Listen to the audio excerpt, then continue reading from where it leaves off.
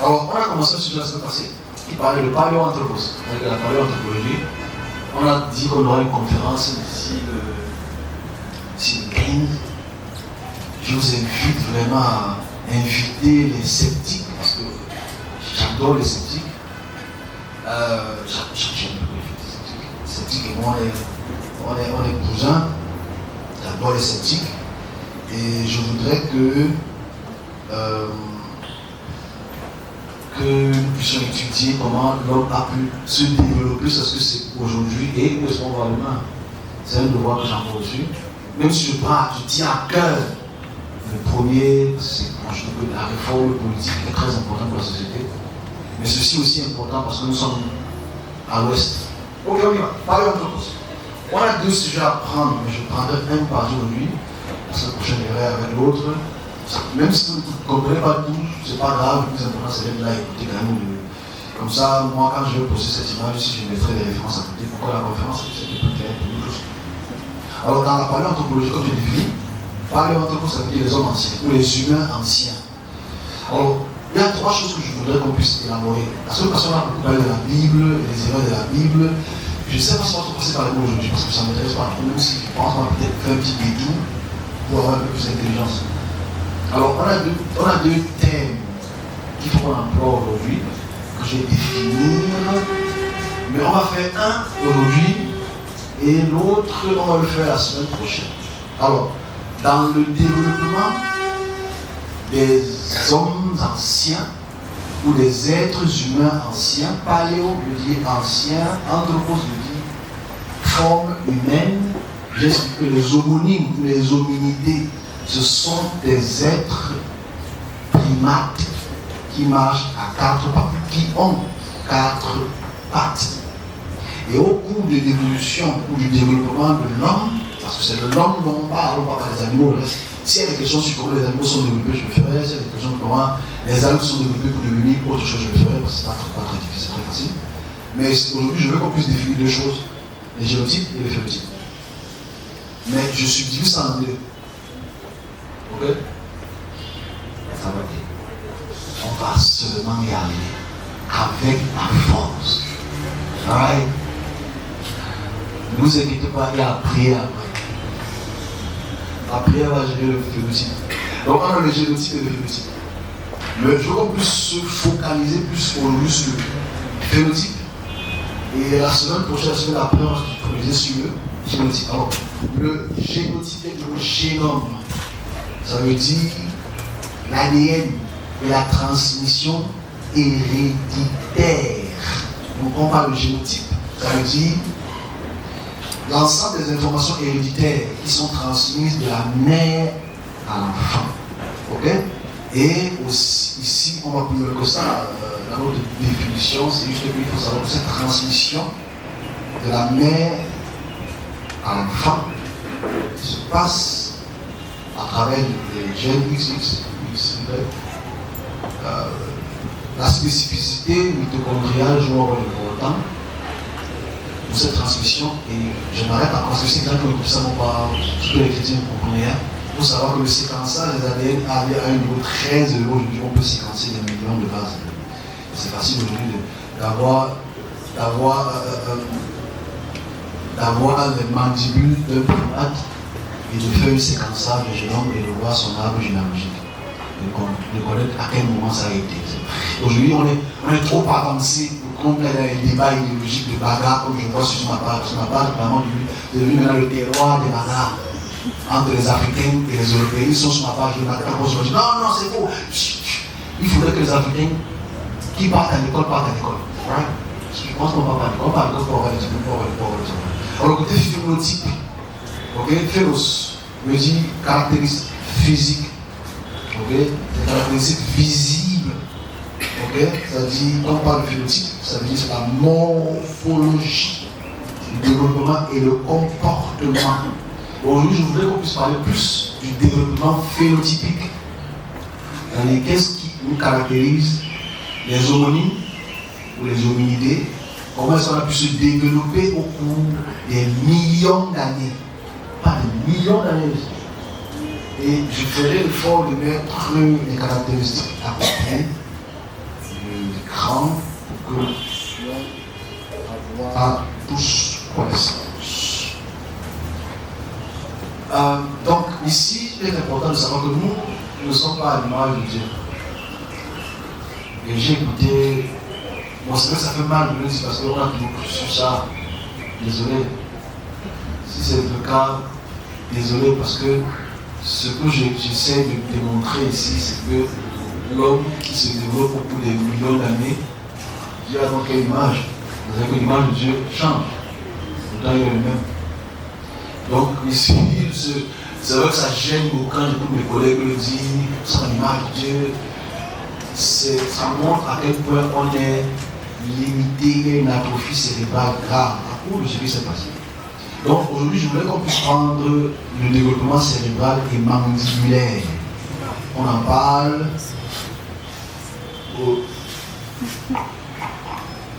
Hein? Mandibule, non?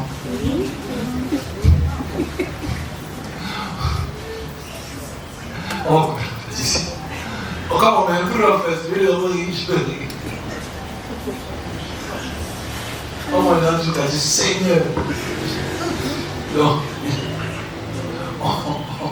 on va faire une étude paléo-anthropologique crânienne.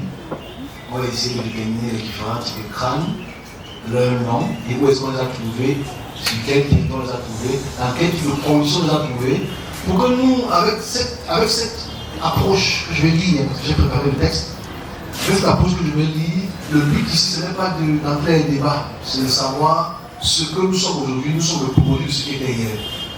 Ok? Donc voilà. Le développement des cerveaux chez les hommes est l'une des caractéristiques les plus marquantes et complexes du développement humain. Sur une période de 6 millions d'années. Sur une période de 6 millions d'années, le cerveau et le crâne des hominidés se sont développés et ont pris du volume. Et on a expliqué, ça s'est passé, que, comme on va le faire, quand on va parler de mandibule, que le côté nutritionnel et environnemental a joué un rôle majeur pour ce développement. Moi, je n'aime pas le mot évolution. Moi, j'aime le mot développement. Parce que, ils ne savent pas que. Moi, quand je parle de développement, c'est parce qu'en fait, c'est un développement volontaire. Ce n'est pas un hasard. Il n'y a pas de hasard avec le service. Ok? On n'est pas dans un hasard. Parce que si on est un hasard, comment je parle le futur? C'est important de le dire. Il n'y a pas un hasard. C'est ça, ça marche. Aucun ne va.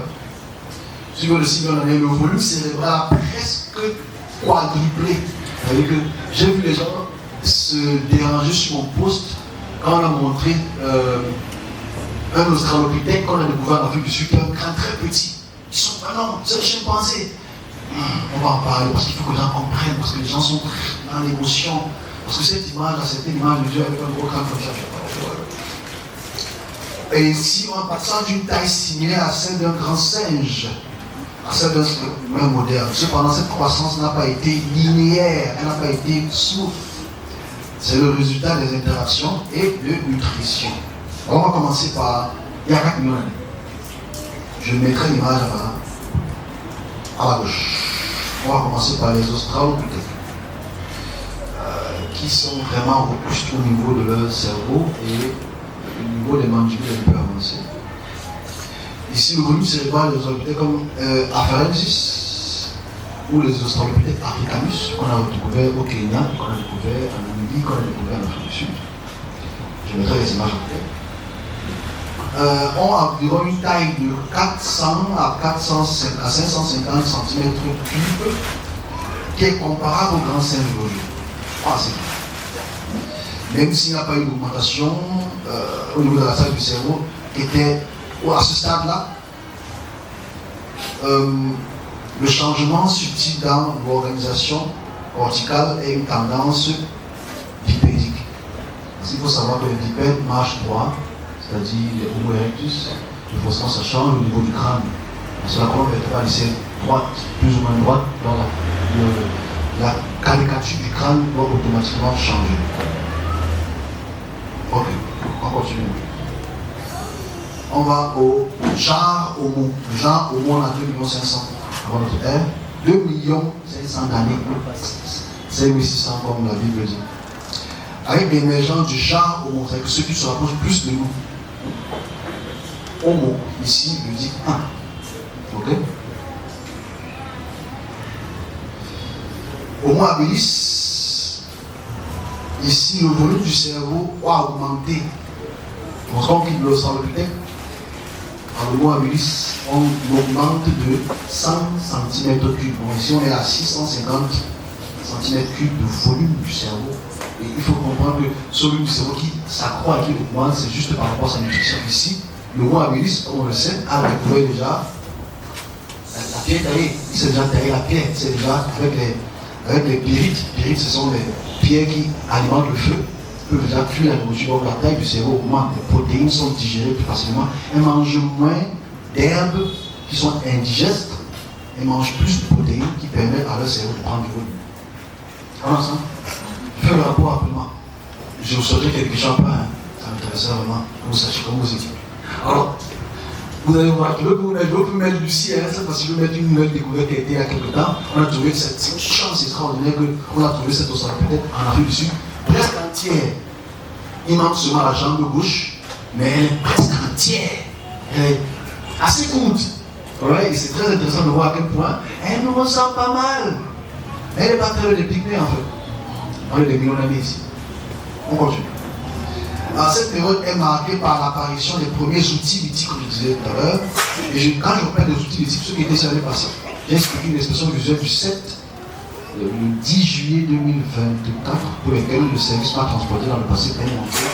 C'est un facteur lithique, les pierres polies, les pierres taillées. Et j'ai vu cette zone-là, j'étais très très surpris. C'est la première fois que je vais voir, la deuxième fois que je vais voir vraiment, j'ai interagi avec une petite discussion qui concerne les divinités, etc. On va parler de ça la prochaine fois. Ici, c'est l'outil lithique veut dire pierre, right? Gérant une augmentation de la capacité cognitive, ça veut dire qu'en fait, cognitive, c'est la capacité de la réflexion qu'on peut bien avoir, la planification, la manipulation des objets. Ensuite, nous on va à l'erectus. Ici, l'erectus, il marche un peu trop, donc forcément la cavité crânienne change. Le mot erectus représente une étape majeure de l'expansion cérébrale. Son volume quitte de 600 petit 6 à 1300. La tête devient grosse en fait.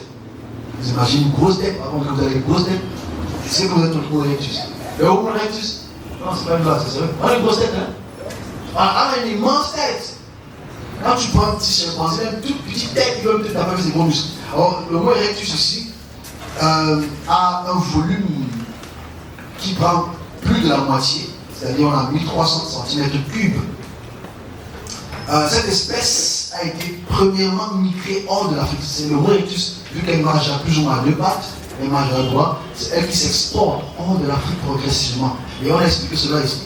La semaine passée, que l'Homo erectus doit être un sujet de discussion parce que je montrais une image de l'Homo erectus à ma gauche, là pour que l'on puisse voir déjà ce que c'est que l'Homo erectus. Je parle de la morphométrie 3D.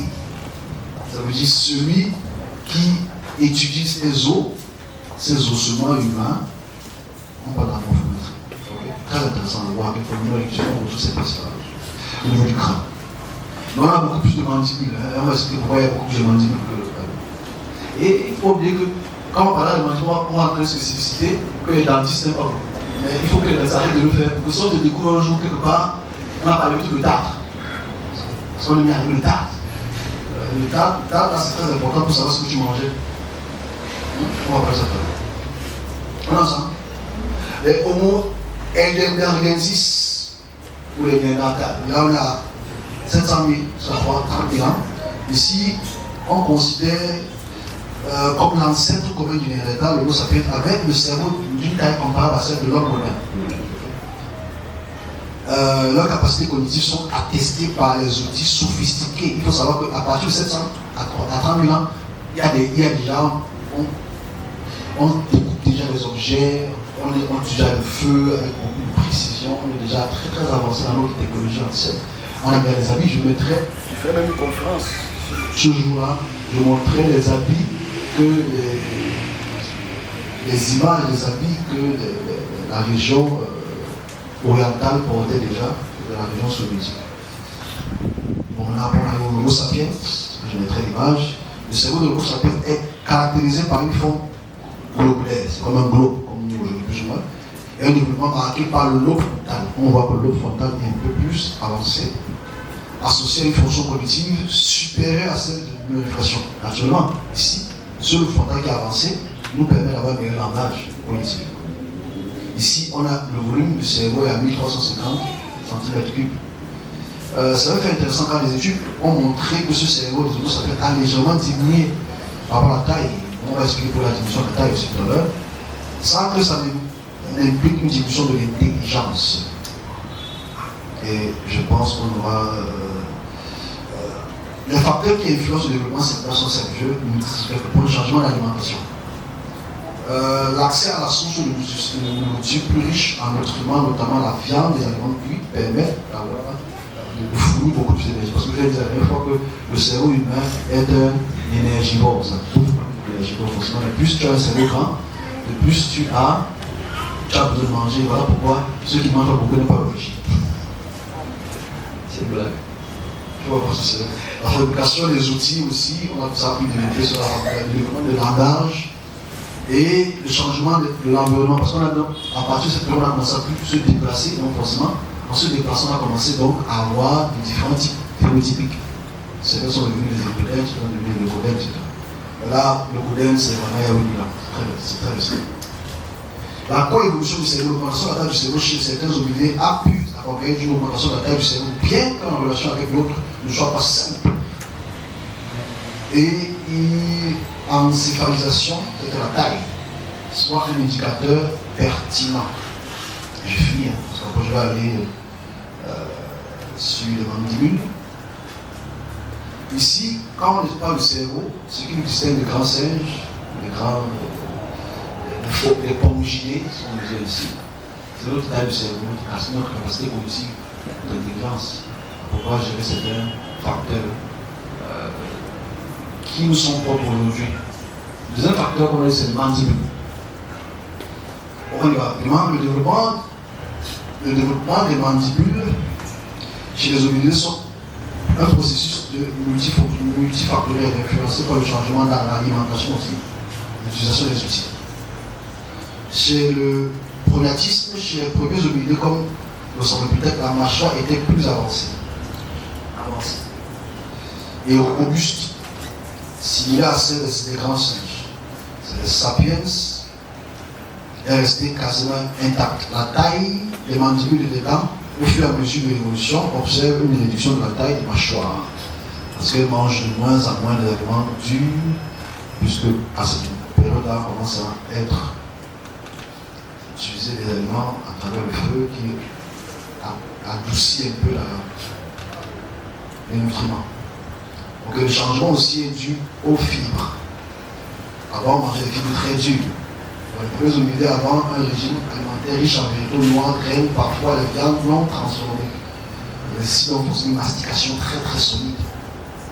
Mais à partir des aliments cuits, l'apparition de contrôle du feu, les outils ont découpé, ont préparé les aliments, ont permis de ramollir les aliments et automatiquement changer notre capacité de mastication.